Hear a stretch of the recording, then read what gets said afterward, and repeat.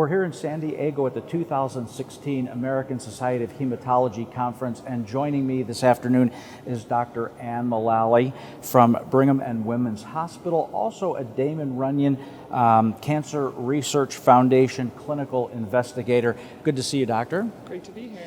So a lot of exciting things going on at ASH, a lot of leading science being presented. I know Damon Runyon Cancer Research Foundation is at the center of that, supporting young scientists. What are you here talking about at this year's conference?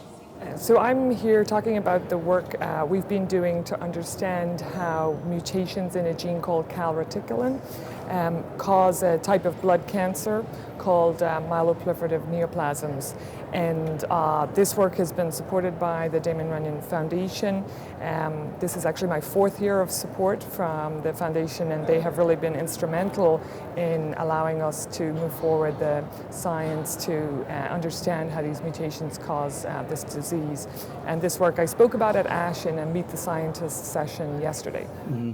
And so take me back a little bit about when you look at these cells and you look at the mutations and you're understanding cancer, and then you're relating that to course of therapy and innovation for patients. Where are we with this? So the discovery of calreticulin mutations in myeloproliferative neoplasms was a really fantastic advance because it opened up a whole new area of discovery. And my lab and others have worked out how this mutation causes blood cancers. And specifically, we showed that it activates the JAK-STAT signaling pathway, and that has clinical implications because JAK2 inhibitors are FDA approved for the treatment of this disease. And although those drugs work well, they're not the whole answer, and we need additional therapies. So one avenue that my lab is pursuing is to actually develop a vaccine, a peptide vaccine, against this mutant form of calreticulin.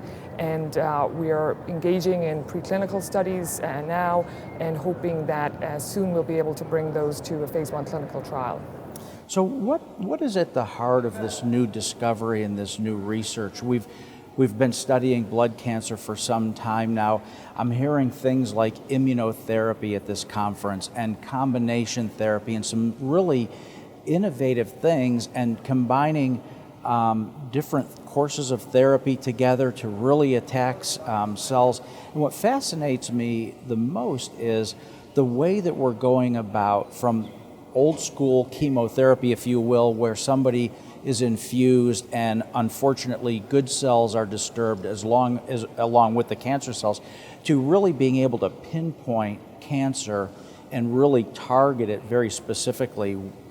How close or how far are we from bringing these therapies to the market? So I think this is an incredibly exciting time, and we're close to bringing them to trials, but we've made the major advance has been in the advancement in the biological understanding, and you can't move forward with targeted therapies or if you don't know the basis of what you want to target. So you need to understand the biological basis of the diseases. So we've just made phenomenal progress, particularly in the myeloid blood cancers, which is what I study. We've essentially defined all of the mutations that cause these diseases and drive the development of these diseases. And we can now detect these mutations in people who are healthy and don't actually have cancer, so we can identify them in a really early stage before they develop overt cancer.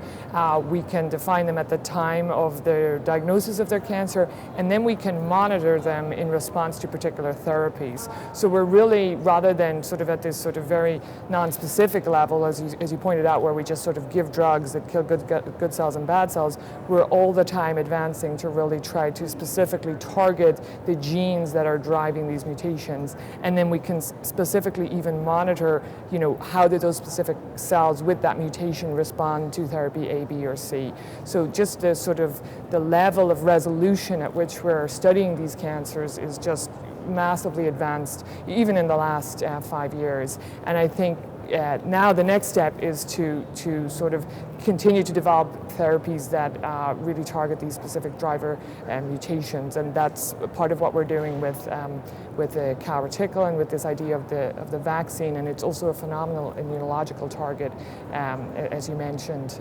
There's a lot of excitement about immunotherapy. So calreticulin, the gene we study, funded by Damon Runyon, is really, I think, fitting into the mold of one of these types of genes that could be targeted in this way.